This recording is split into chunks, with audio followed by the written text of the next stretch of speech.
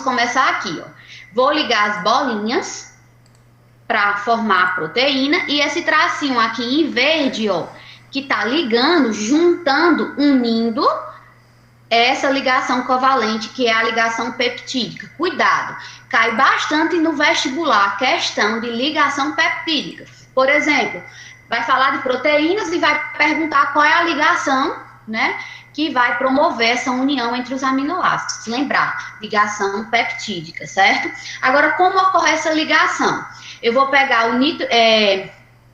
aminoácidos e vou ligar. Aqui no caso, ó, eu tenho dois, ó, aminoácido 1 e aminoácido 2, ok? Então, aqui eu tô ligando só dois, mas no caso a gente sabe que liga vários, né? Qual é o sentido para eu ligar? Eu vou pegar esse grupo aqui, ó, que inclusive já tá ligado, que esse grupo é o ácido carboxílico, né? O grupo carboxila, que é o COOH, e vou ligar, né, esse carbono aqui do ácido carboxílico com o grupo amina de outro aminoácido. Então, de um aminoácido eu pego o grupo carboxílico e do outro eu pego o grupo amina. Aí eu vou lá e ligo junto com a ligação peptídica. Essa ligação que ligou aqui é a ligação peptídica que é covalente. Aqui, ó, com esse carbono eu tinha um OH, uma hidroxila. Aí perdeu a hidroxila. E aqui, nesse nitrogênio, tinha um hidrogênio ligado, que era o NH2, né, ó. Aí perdeu o hidrogênio e perdeu o OH. Então, esse carbono ficou com uma ligação livre e esse nitrogênio ficou com uma ligação livre. E aí, eles se atraem e se ligam. Quando eu ligo uma carboxila com amina, eu vou formar um grupo funcional chamado de amida, que vocês vão estudar também lá no terceiro ano, no assunto de química orgânica, né? Que vai ser essa aula com Bruno ou com Célio, lá na escola. Nanara, o que é uma amida? É o CONH. Esse grupo aqui é chamado de amida, é uma ligação peptídica, certo? Existe uma fórmula para calcular o número de aminoácidos, o número de ligações peptídicas de uma proteína. Então, uma questão pode dizer que uma proteína tem 100 aminoácidos e perguntar quantas ligações peptídicas tem essa proteína. Aí o que é que você faz? A questão vai lhe dizer se essa proteína ela é aberta ou fechada. Se a proteína é uma proteína aberta, como é que você vai calcular? Você vai pegar o número total de aminoácidos e vai subtrair, vai diminuir 1. Então, o número de aminoácidos menos 1. Então, lhe deu 100 aminoácidos. 100 menos 1, 99. 99 ligações peptídicas. Agora, se for uma cadeia aberta, se lá na questão disser, ó, essa proteína é uma cadeia aberta. Desculpa, aberta não, fechada. Então, aí você vai considerar igual. O número de ligações peptídicas é igual ao número de aminoácidos. Nara, o que é aberta e o que é fechada? Quando você olhar os carbonos das extremidades, ó, por exemplo, esse aqui, ele é um carbono que está sendo, todos os carbonos da cadeia, eles são ligados ou tem algum carbono livre. Então, se tiver algum carbono livre nas extremidades, é uma cadeia aberta. Se todos os carbonos estiverem ligados, vai ser uma cadeia fechada, certo? Depois a gente vai estudar melhor no terceiro ano, que a gente chama isso de cíclica e acíclica. Para agora, não precisa memorizar isso, mas é só fixar. Aberta e fechada. Aberta, total de aminoácidos menos 1, fechada, igual. Ligações é igual ao número de aminoácidos, ok? Vamos ver melhor esse processo de síntese de proteínas. Então, quando eu estou unindo os aminoácidos, eu estou fazendo uma reação para sintetizar a minha proteína, certo? Então, aqui eu tenho o aminoácido 1, aqui eu tenho o aminoácido 2. Aqui é o grupo carboxila, que vai se ligar ao grupo amina. Ó, aqui, ó, COH. Esse OH, que é a hidroxila, vai ser perdida, vai sair, se desligar. E aqui, ó, esse hidrogênio aqui da amina, ele também vai se desligar. Então, eu vou ficar com uma ligação livre no nitrogênio e uma ligação livre no OH. Aí esse carbono vai se ligar com esse nitrogênio. Aí vai formar uma ligação, que é a ligação peptídica, né? Ó, eles aqui ligados, ó, aconteceu aqui a reação. E aí o carbono se ligou com o nitrogênio, através da ligação peptídica, né? Formando uma amida. Essa reação de síntese, ela vai ter a formação de uma molécula de água. Lembra que a gente estudou isso lá no assunto de água? Então, existe a reação de síntese, que a água participa como um produto. Por que que é um produto? Porque eu sintetizo, fabrico a molécula da água. Ó, H2, ó, 2 hidrogênios, ó, H2O, 1 oxigênio, 2 hidrogênios. Então, isso aqui forma a molécula da água. Toda vez que eu estou sintetizando proteína, eu estou sintetizando também água. E aí eu libero água. Como eu produzi e liberei água, é uma síntese por desidratação. Eu acho que vocês lembram desse tópico que a gente trabalhou. Então, eu sintetizo a proteína e fabrico água. E eu perco água. Por isso que tem a desidratação. Produz e libera água. Por conta do OH e do H aqui, certo? Como eu estou ligando aqui 2 aminoácidos, eu tenho um dipeptídeo, ó, dois aminoácidos. Mas se fosse 3, tripeptídeo. Se fosse 4, tetrapeptídeo. Poucos aminoácidos, oligopeptídeo. Mas como a proteína são muitos, a gente chama de polipeptídeo, certo? Eu também posso pegar essa proteína e quebrar ela todinha, né? E aí eu vou fazer o processo inverso. Então, eu vou lá pegar, me alimentar, e nessa alimentação eu vou estar comendo alimentos que têm proteína na sua composição. Então, essas proteínas vão ser, elas vão ser digeridas no meu organismo. Então, primeiramente, onde acontece a digestão das proteínas no meu corpo? Então, o sistema digestório aqui, ó, tá sendo demarcado para vocês. E as proteínas são digeridas no estômago e no intestino delgado, certo? Então, aqui no estômago e no intestino delgado, certo? A gente vai ter a digestão das proteínas. Quem faz essa digestão são enzimas. O que é uma enzima? É uma proteína especial que controla reações químicas, porque ela aumenta a velocidade da reação, certo? A gente vai estudar as enzimas no início do terceiro bimestre, lá em agosto, ok? Então, o que é que essas enzimas fazem, né? Que são as proteases. Ela vai pegar isso aqui, ó, que é a proteína, vamos supor que é uma cadeia bem grande, ok? Então, eu vou pegar aqui as proteínas, aí vou quebrando em menores, ó. Ainda tem muitos aminoácidos aqui ligados, aí eu vou quebrando, até que eu libere na menor unidade, que eu vou separar todos os aminoácidos, ou seja, eu vou quebrar todas as ligações peptídicas. Essa reação a gente chama de hidrólise, né? E a hidrólise é uma reação onde a água também participa.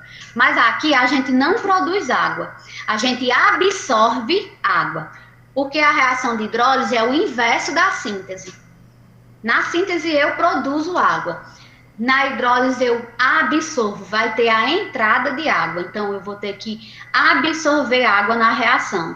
Então ela vai participar como um substrato, certo? Desculpa. Então aqui eu tenho esse dipeptídeo, ó, que eu tinha produzido na síntese, né? Aí aqui eu vou romper, quebrar essa ligação peptídica, e quando eu rompo, eu vou ter que restituir a hidroxila e vou ter que restituir esse hidrogênio, para eu ter 2 aminoácidos separados, certo? Como aqui, ó, eu tenho vários aminoácidos, e aí essas unidades pequenininhas vão ser absorvidas lá no intestino, e depois vão ser levadas pela corrente sanguínea, certo? Então, aqui eu vou absorver água. E aí eu pego OH, hidroxila, e coloco aqui no grupo carboxila. E eu pego esse hidrogêniozinho aqui e coloco com esse nitrogênio. Então, eu restituo os aminoácidos. Então, eu faço o processo inverso. E aí, esses aminoácidos podem ser utilizados até para sintetizar proteínas, para sintetizar outros aminoácidos, né? E aí vai, certo? Então, existe a síntese, que eu produzo água, síntese por desidratação, e tem a hidrólise, que eu quebro a proteína em aminoácido. E aí eu absorvo água nesse processo. Por isso que é uma hidrólise pela entrada de água, certo? Estou falando de sintetizar proteína, né, de reação de síntese por desidratação. E para eu sintetizar uma proteína, eu vou passar por um processo, né? Esse processo na biologia, ele é chamado de tradução. O que é uma tradução? É um processo de sintetizar proteínas. Onde acontece isso nas minhas células? A gente já estudou. Pergunta: qual é a organela que a gente tem lá na nossa célula que é responsável pela síntese de proteínas?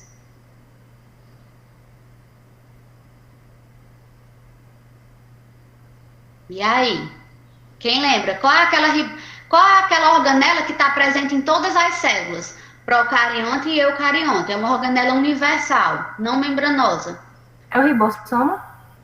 Isso, são os nossos ribossomos, né? Então, o ribossomo, ele é uma organela onde vai acontecer a síntese das nossas proteínas, né? Então, é lá que vai ligar os aminoácidos para formar a proteína.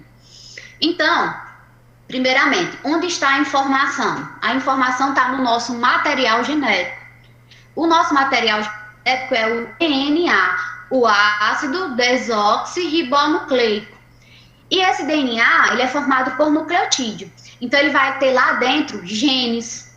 O que é um gene? É uma sequência do DNA, pedacinhos do DNA, que vai ter a informação para sintetizar as nossas proteínas, para sintetizar todas as nossas proteínas. Então, os genes nossos, ele tem a informação para o processo de tradução, certo? Um gene, minha gente, ele tem a informação para sintetizar várias proteínas, ok? Por isso que ele vai sintetizar vários polipeptídeos. É importante a gente falar em relação a esse gene, que ele é a nossa unidade hereditária. Então, a gente recebe esse DNA, né, esses genes dos nossos pais, né, 23 da mãe, né, 23 moléculas de DNA da mãe e 23 moléculas de DNA do pai, e aí forma uma célula diploide, que no caso é com 46 moléculas de DNA, que vai ter milhares de genes, e esses genes vão ter a informação para o processo de tradução. Então, a gente recebe, né, mas a gente também transmite para os nossos descendentes através do processo de reprodução. Então vamos falar um pouquinho dos... Acontece com alimentos transgênicos, né? Como acontece a produção de transgênicos? Os transgênicos, eles são organismos geneticamente modificados. Então, você vai pegar o DNA de um ser vivo e vai editar ele. Pode introduzir um gene de outro ser vivo. Por exemplo, hoje é utilizado bactérias para produzir a insulina, que é um hormônio, uma proteína. Então, o que é que foi feito? Isolou o gene que codifica a produção da insulina, que é uma proteína, um hormônio, e introduziu esse gene em uma bactéria. E a bactéria, por agora receber uma informação, ela consegue produzir um hormônio. Então, essa bactéria agora seria uma bactéria transgênica, porque ela agora é um organismo geneticamente modificado. Ela recebeu um gene que não era natural dela, um gene exógeno de outro ser vivo, certo? Mas nós temos toda a nossa carga genética, assim como a bactéria também possui os genes dela. Então, todo ser vivo tem o seu material genético, certo? Boa pergunta. A gente vai estudar transgênicos lá no terceiro ano também. A gente vai estudar um assunto que é biotecnologia, né? Engenharia genética. Aí a gente estuda essa questão da transgenia. Então, aqui, já introduzindo um pouco, a gente tem os personagens que vão participar desse processo. Então, primeiro aqui é o DNA. O DNA é o chefe. Ele manda em tudo, ele tem a informação para tudo e ele comanda tudo. Só que o chefe, ele é aquele que manda, ele não faz. E quem é que ele contrata para fazer por ele, né?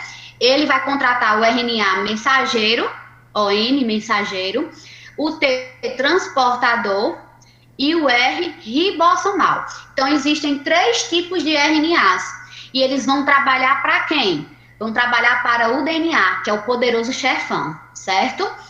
Então, o DNA ele tem todas as informações, todos os genes, para sintetizar todas as proteínas, certo? O mensageiro, ele é como se fosse o gerente. Ele recebe a mensagem do DNA. Então, ele vai receber a mensagem para sintetizar os tipos de proteínas. Por exemplo, eu quero sintetizar o hormônio insulina, né? Como a gente acabou de falar. Então, quem vai ter essa mensagem é o RNA mensageiro, né? O que é RNA? É o ácido ribonucleico, né? Não existem 2, né? Ácidos nucleicos, né? DNA e RNA. Transportador, ó, T, transportador, parece uma cruzinha. Ele aqui transporta. Olha ele levando as bolinhas. O que são as bolinhas? Quem lembra? O que é cada bolinha dessa aí que está sendo ligada, ó? Os aminoácidos. Cada bolinha. Os aminoácidos. Então, o transportador é quem leva o aminoácido. E aí, ele vai levando todos os aminoácidos para sintetizar. E é ele que coloca a ligação peptídica. Olha ele ligando aqui, ó. E esse aqui, ó, RNA-R, ribossômico. Ele é apenas estrutural. Ele vai compor a estrutura do nosso ribossomo. E o ribossomo é a organela onde acontece o processo de tradução, né, de síntese de proteínas. Então, esse aqui é o processo, ó. Em rosinha aqui é o RNA, certo? A subunidade menor e a maior. Aqui se encaixa nesses 2 locaizinhos aqui, que são os sítios, os RNAs transportadores. Ele vai deixar o aminoácido, certo? E vai ligar os aminoácidos para formar a proteína. E aqui, ó, em roxinho, essa fita retinha, é o RNA mensageiro. É ele que vai dizer qual é o tipo de proteína que vai ser sintetizado, certo? E aí, como é que ele recebe essa mensagem? Ele recebe do DNA. Então, ele vai receber os genes do DNA, que tem essa informação. Então, isso a gente chama de dogma central da biologia, certo? Então, primeiro começa aqui, ó, DNA, molécula dupla, aqui, ó, dupla hélice, uma fita de DNA linear, no caso, 2 fitas enroladas em forma de hélice. Então, DNA é linear, formado pela cromatina, né? Então, esse DNA, ele replica. O que é replicar? É duplicar. Então, primeiro o DNA duplica. E esse DNA que vai ser duplicado, ele vai passar por 2 processos. O primeiro é a transcrição e o segundo é a tradução. Então, o que é transcrição? É eu pegar o DNA como um molde e, a partir dele, sintetizar o RNA, certo? E aí eu sintetizo esse RNA aqui, ó, o mensageiro. Então, os genes que estão aqui vão ser transferidos para o RNA, certo? Aí vamos lembrar, o DNA, ele é formado por 3 nucleotídeos, né? O ácido fosfórico, o fosfato, que a gente já estudou, o açúcar, que é a pentose, que é a desoxirribose, e as bases nitrogenadas, adenina, timina, guanina e citosina. Quando eu usar o DNA como molde para sintetizar o RNA, primeira coisa, ele não é dupla hélice, ele é uma fita simples, ó, só uma fita. Aqui tinha 2 e aqui só tem uma. Segundo, os nucleotídeos podem mudar. Então, no RNA, o ácido fosfórico é o mesmo, o açúcar muda, porque é uma ribose, e a base nitrogenada vai mudar uma. Então, ele não vai ter timina, mas ele vai ter uma base chamada de uracila. Depois a gente vai estudar melhor os ácidos nucleicos. Fixar o quê? Primeiro replica o DNA, depois esse DNA, ele é transcrito para RNA, é como eu fizesse transcrevesse um texto. Então, eu transcrevo a informação do DNA para uma informação de RNA, produzindo uma fita simples. O RNA é quem vai fazer tudo, ele é o gerente. Então, ele vai trabalhar para realizar a síntese das proteínas. Então, ele coordena a síntese de proteínas. Então, ele coordena o processo de tradução. E aqui, ó, eu estou sintetizando a proteína, vários aminoácidos ligados. através de ligações peptídicas, certo? O código genético nosso, ele é lido de uma forma específica. Como é que eu leio, Ana Nara? Eu acabei de falar que eu tenho 3 nucleotídeos, né? Ácido fosfórico, açúcar e base nitrogenada. Eu só leio através da base nitrogenada. Então, eu vou ler de 3 em 3 bases, certo? E um gene pode codificar a produção de várias proteínas. Agora, eu acredito que vocês já observaram que a gente tem o DNA, que tem a informação, que tem os genes, que vai ter a informação para sintetizar todas as proteínas. Minha gente, tem ser vivo que tem entre 100 a 200 mil proteínas diferentes, né? Então, como é que eu consigo, no processo de tradução, pegar 20 tipos de aminoácidos e sintetizar milhares de proteínas? É um questionamento. Então, vai existir combinações. Então, eu consigo pegar 20 aminoácidos e combinar eles de formas diferentes para que eu consiga, né, produzir uma diversidade muito grande de proteínas. Então, eu combino esses 20 tipos que podem ou não estar presentes em uma proteína, né? Então, eu vou combinando e vou conseguindo produzir vários e vários tipos de proteínas diferentes, certo? Pergunta aí, ó, em que diferem essas proteínas? Então, se eu uso 20 tipos e consigo produzir milhares de proteínas, em que essas proteínas são diferentes? O que vai diferenciar essas proteínas? Então, existem 3 pontos que diferenciam. Primeiro é a quantidade de aminoácidos. Então, a quantidade de aminoácidos de uma proteína pode ser diferente da quantidade de outra proteína. Segundo ponto, é o tipo de aminoácido. A gente viu que existem 20 tipos. Então, esses tipos, podem ser diferentes de uma proteína para outra. Pode ter proteína que tem os 20 tipos, pode ter proteína que não tem os 20 tipos, depende da proteína, ok?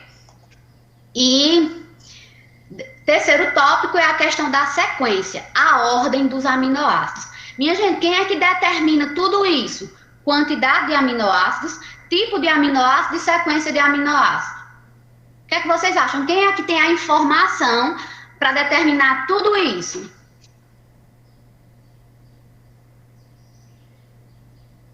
Olhem para o slide. Quem? O quê? Eu não consegui ouvir. DNA. O DNA, muito bem. O nosso material genético é que tem essa informação. Proteína X, ela vai ter tantos aminoácidos, os aminoácidos tais, os tipos específicos e uma sequência específica, certo? E essa variação, ó, na quantidade, no tipo e na sequência, é quem determina, certo? A estrutura de uma proteína. Minha gente, a estrutura, a forma da proteína é muito, muito importante. Por quê? Porque é a estrutura da proteína que vai determinar a função, ou seja, o papel biológico que aquela proteína vai exercer. Então, a estrutura determina a função. E existem 4 estruturas: primária, secundária, terciária e quaternária. Vou já falar sobre elas, certo? Existe uma forminha de memorizar isso, que é eu pensar no alfabeto. Minha gente, o alfabeto tem quantas letras? Acho que Júlio tá aí, eu não sei se ele saiu, se ele ainda continua. Ele pode até participar.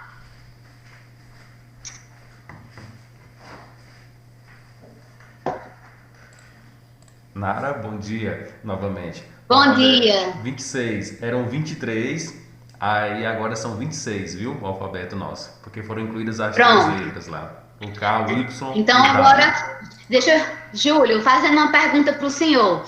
Esse alfabeto com 26 letras, consegue produzir quantas palavras?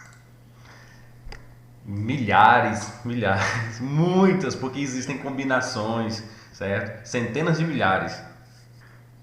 Então, a gente vai pegar esse exemplo de Júlio, né, para a gente trazer para a biologia. Então, a gente tem 26 letras, e no caso da biologia, a gente tem 20 aminoácidos, e a gente consegue combinar esses 20 tipos de várias formas diferentes, Do mesma forma que a gente combina essas 26 letras de várias formas diferentes para produzir uma infinidade de palavras. Então, a gente consegue produzir, com esses 20 tipos, uma infinidade de proteínas, né? Milhares de proteínas diferentes. Então, eu trouxe aqui 2 palavras, só para vocês observarem, né? Ficou aqui um pouquinho em cima, mas tudo bem. A palavra amor e a palavra Roma, né? Observe que a palavra amor tem quantas letras? 4. 4.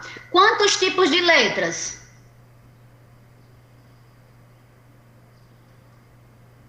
Tem letras repetidas? Não. Então tem quantos tipos? 4 tipos. 4 também, né? Ó, A-M-O-R. 4 letras, 4 tipos de letras diferentes, e eu produzo uma palavra, uma proteína, amor. Ela tem um sentido, uma informação, certo? Agora olha a palavra Roma. Quantas letras? 4. Quantas letras? 4. Quantos tipos de letras? 4. Agora vamos olhar o terceiro tópico. Quantidade ok, tipo ok. Sequência. Olha a sequência amor e olha a sequência Roma. É a mesma sequência? Não. Não. Um é Mudou? mais pra frente e outro é para trás. Pronto. Observe que aí era a mesma quantidade de aminoácidos, é o mesmo tipo de aminoácido, mas mudou a ordem, mudou a sequência. Mudou o tipo de proteína? Mudou.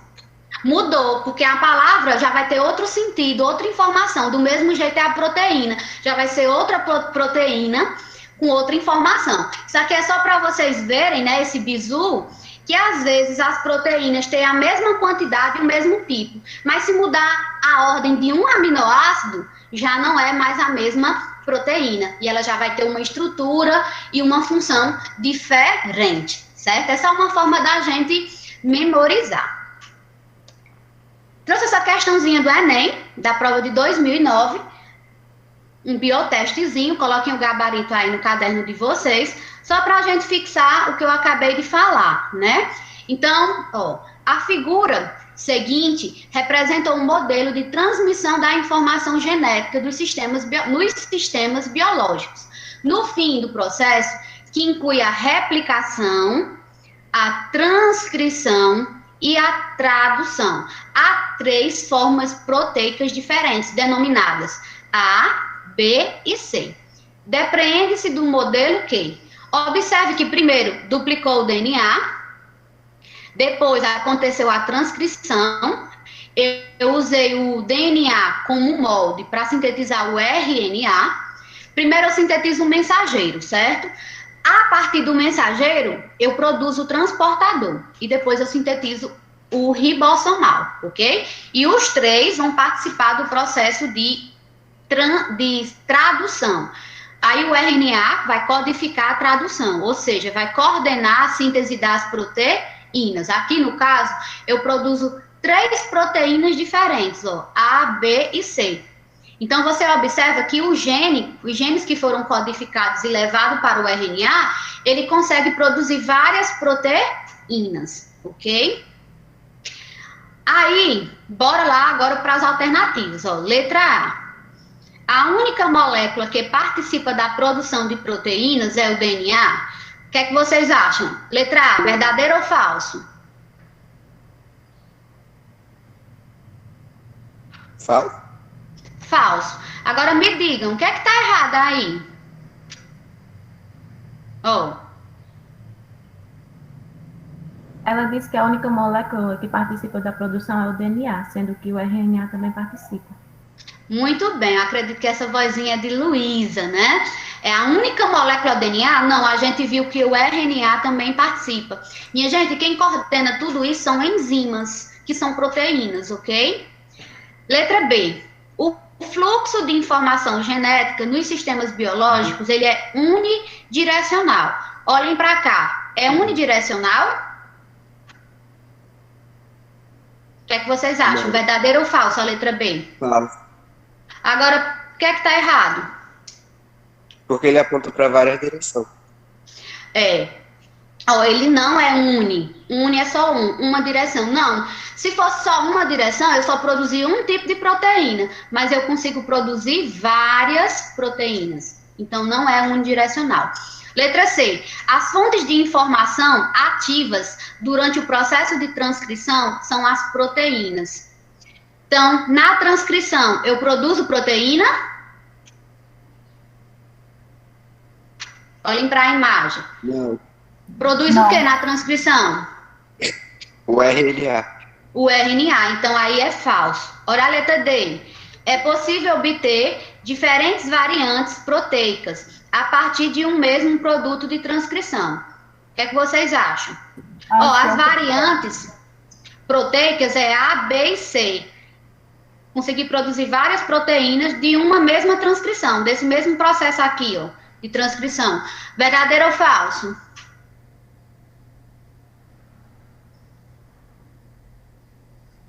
O que é que vocês acham? A letra D é o nosso gabarito ou não? A verdadeira? É a verdadeira. Então, letra D, certo? Eu não coloquei a bolinha, mas aí o gabarito é letra D. Agora, olhem a letra E e me digam o que está errado na letra E.